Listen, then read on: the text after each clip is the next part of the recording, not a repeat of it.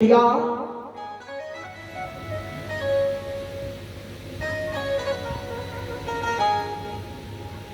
अब तो आचार्य लोग जाने लगे, कहाँ चले भैया? आचार्य लोग वही जाते हैं जहाँ मोटी गड्डी की व्यवस्था होती है। अब कोई कहता है कि 1.5 लाख लेंगे, कोई कहता है 1,20,000 लेंगे। आचार्य लोग भी वही जाते हैं जहाँ मोटी गड्डी की व्यवस्था होती है।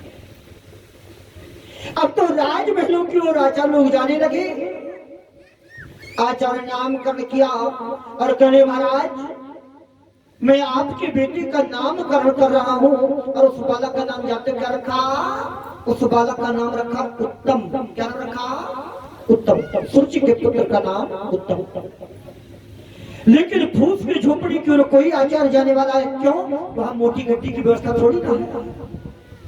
लेकिन एक बात बताऊं, जिसका कोई नहीं होता उसका भगवान होता है। एक संत जी जाकर के फूस की झोपड़ी के पास में पहुंचे और कहने लगे, माँ भिक्षा में दे, भिक्षा दे दीजिए। महारानी सुनीति बाहर निकली और कही, महाराज मुझे भागिनी कुटिया में कुछ नहीं है, मैं क्या तुमको दे दूं? संत जी ने कहा, मैया तो मैंने तुमसे रुपया धन खजाना वैभव नहीं मांगा, फिर क्या मांगा? संत जी ने कहा, माँ कि सोना चांदी मैं ना चाहूं तेरे थाल का। ए भैया, सोना चांदी मैं ना चाहूं तेरे थाल का। रस का राधे मैया अपने लाल का।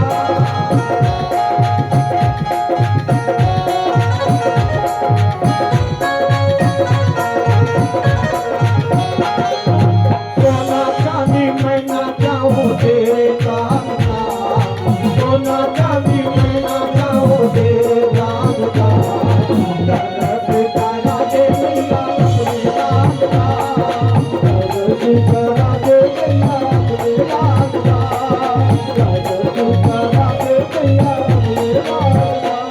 का, रस का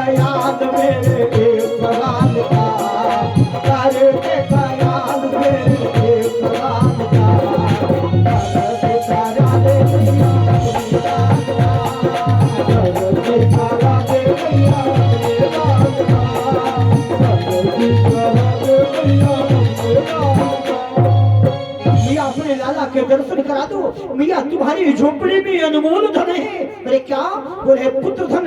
बस मैया वही मेरी झोली में दे दो। अब तो मैया ने अपने लाला को लिया और संत जी की गोद में डाल दिया। संत जी ने इसे समय लिया, संत जी नाचने लगे और कहने लगे, माँ मैं आपके बालक का नामकरण कर रहा हूँ। और उस बालक का नाम जानते क्या रखा? ध्रुव। क्या रखा परिचित जी? क्या रखा? ध्रुव। अब अध्यात्म की विधा से बताऊं परिचित जी, ये उत्तानपाद जानते हो क्या होता है? उत्तानपाद मैंने जानते हो? नहीं जानते? अरे उत्तानपाद क्या है, पुनीत क्या है, ध्रुव क्या है और उत्तम क्या है? देखो जीवन में हर व्यक्ति उत्तानपाद होता है। कैसे? देखो उत्तान माने होता है ऊपर और पाद माने होता पैर। जिसके पैर ऊपर हो सर नीचे हो व्यक्ति उत्तानपाद होता है। उसे परिचित तुम भी उत्तानपाद हो ना? परिचय सोच रहे हो पंडित जी, बहुत विलक्षण भाषा बोलते हो आप। एक तरफ कह रहे हो जिसके पैर ऊपर हो सर नीचे हो वह व्यक्ति उत्तानपाद है। परिचित तुम भी राजू भैया उत्तानपाद हो। अच्छा आपके पैर ऊपर है कि नीचे? बताओ। नीचे?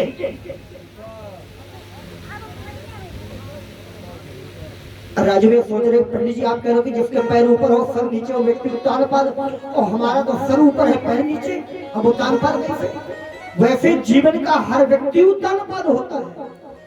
हर प्राणी के पैर ऊपर होते हैं परिचित जी, सर नीचे होता है। कब जानते हो? नहीं जानते? अरे जिसमें प्राणी माँ के गर्भ में आता है उस समय प्राणी को उल्टा आना होता है ना। जिसमें प्राणी माँ के गर्भ में आता है उसमें प्राणी के पैर ऊपर होते हैं और सर होता कि नहीं होता? सर नीचे होता है। इसलिए जीवन का हर व्यक्ति उत्तानपाद होता है। ठीक है, अब तुम भी उत्तान पाद हो। ठीक, हाँ, अब बात समझ में आई।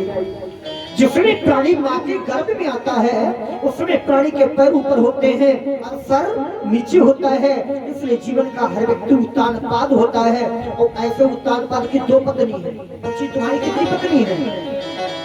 बच्ची जी कितनी पत्नी है तुम्हारी? एक। तो फिर तुम्हारी भी दो ही पत्नी है। राजू भैया सोच रहे पंडित जी का झगड़ा कराने मूड में बैठे होगा। नहीं नहीं, ये परिचय जी आपकी धर्म पत्नी है। मैं बात पत्नी की कर रहा हूँ, बोले सच्चे दरबार की। ऐसे जीवन के जनी भैया तुम्हारी भी दो ही पत्नी है। बहुत समझ रही कि पंडित जी मामला बहुत बिगड़ रहा है।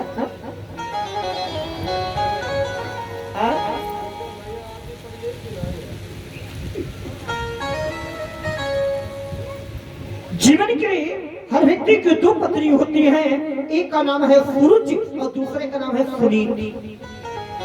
सु माने सुंदर, रुचि माने इच्छा। जो भाई आपकी इच्छा भी होती है, और दूसरे सुनीति, सु माने सुंदर और नीति माने विचार। आपकी इच्छा हुई कि अब की बार पूरी कटरी में तरबूज बो दिया जाए, इच्छा है, ठीक, लेकिन तुरंत सुनीति ने कहा नहीं नहीं, पूरी पूरी में नहीं। क्यों? क्योंकि आप ही अगर करोगे तो फिर और लोग क्या करेंगे, इसलिए थोड़ा क्यों। सुनीत तुरंत विचार बदला। अच्छा बताओ, दो पत्नी हो गई, हो गई, हो गई। आप कति पंडित जी हम तो घबरा गए कि हमारे सामने कौन दूसरा हिस्सा हो गया। प्यारे हैं सुरुचि, आपकी इच्छा है कि 5 मंजिल का मकान बनवा लिया जाए। अच्छा बताओ देखने में कैसा होगा? अच्छा होगा कि नहीं होगा? आपकी इच्छा से जो काम होगा वो उत्तम होगा। अच्छा सुरुचि, सु माने सुंदर, रुचि माने इच्छा। आपकी सुंदर इच्छा से जो कार्य होगा वो कैसा होगा? उत्तम होगा। अच्छा सुरुचि के पुत्र का नाम क्या है? क्या नाम है? उत्तम। क्योंकि सुरुचि सुंदर इच्छा है। अब सुनीति, सु माने सुंदर, नीति माने विचार।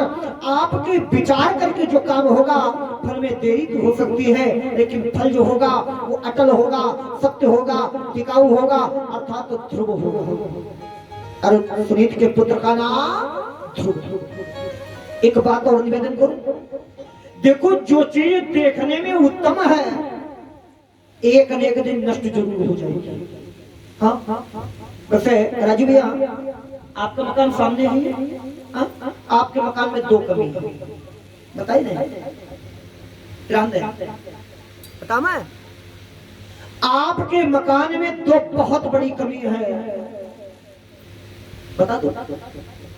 आप लोग कहोगे पंडित जी 2 कमी, हाँ, और आप इनको दूर नहीं कर पाओगे, आपके बस की बात भी नहीं। बोले सच्चे दरबार की, क्योंकि मकान बन गया है, अब दूर कर भी नहीं पाओगे। बता दें आपको, चलो बता तो दे ही, ठीक है, और दूर नहीं कर पाओगे। एक बार बड़ा ध्यान देकर हमारी बात को सुनना, अच्छी जी बात समझ में आ जाए। एक बार एक राजा ने अपने नगर में एक शीश महल बनवाया, और शीश महल इतना सुंदर है, शीश महल कोई कमी होती, बहुत सुंदर, सारे नगर में है। ये बुआ बैठ जा, ओको 14 चिमटियां लगाई जा रही है, बैठ जा।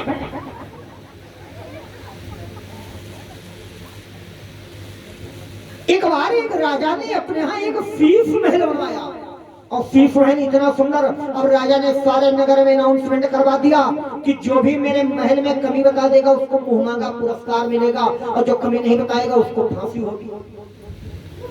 अब तो लोग आने लगे।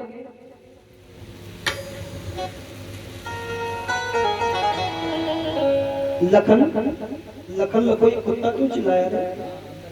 अच्छा, ये कुकू क्यों करता है? सुखदेव जी ने कहा राजा,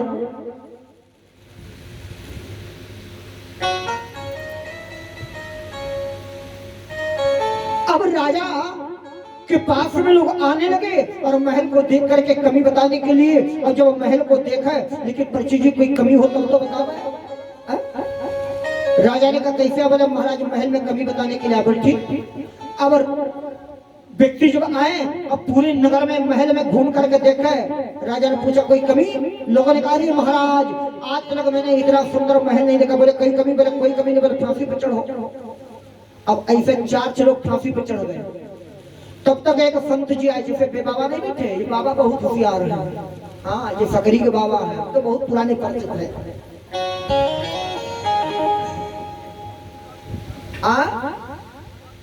हाँ घर की बात है, तो पुरानी वाली बात। तब तक एक संत जी आए।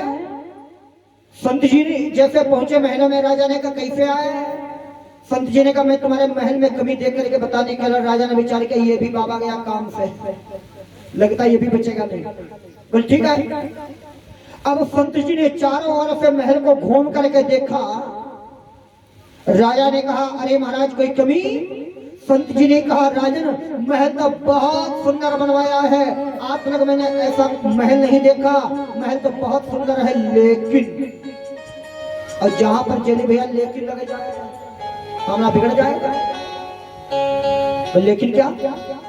संत जी ने कहा राजन तुम्हारे महल में एक कमी नहीं है, तुम्हारे महल में तो 2 कमी है। तो राजा चौंक पड़ा, अरे महाराज आप तक किसी ने एक कमी नहीं बताई, हमारे महल में 2 कमी, जल्दी बताओ। तुमको भी बता दूं तुम्हारे महल में 2 कमी है, ठीक है ना? और बड़ा ध्यान से सुनना। संत जी ने कहा राजन महल तो बहुत सुंदर बनवाया लेकिन तुम्हारे महल में 2 कमी। बोले कौन सी? बोले पहली कमी यह है, क्या जानते हो? बता दो। बोले पहली कमी राजन यह है तुमने महल बहुत सुंदर बनवाया है लेकिन ये एक दिन महल गिर जाएगा। तो भाई अच्छा गिरेगा कि नहीं गिरेगा? आज गिरे चाहे 1000 साल बाद गिरे, महल तो बहुत सुंदर है लेकिन पहली कमी राजू भैया यह है ये महल एक दिन गिर जाएगा। और दूसरी कमी यह है इसका भी बनवाने वाला भी मालिक एक दिन मर जाएगा। क्या भाई क्या बचा सकते हो? दोनों कमियों को पूरा कर सकते हो? चलिए भैया क्या पूरा कर सकते हो? ये महल तो बहुत सुंदर है लेकिन ये महल एक दिन गिर जाएगा। और दूसरी कमी यह है इसका बनवाने वाला भी मालिक एक दिन मर जाएगा। अच्छा बताओ तुम्हारे महल में 2 कमी है कि नहीं? मकान में है? इनको पूरा कर पाओगे? किसी के बस की बात नहीं है प्यारे हैं, ये दोनों कमियां बिल्कुल सत्य हैं। अब राजा चौंक पड़ा, हाय हाय राजा को वैराग्य हो गया। दोनों बालकों का नामकरण हुआ, दोनों बालकों का लालन पालन हो रहा। एक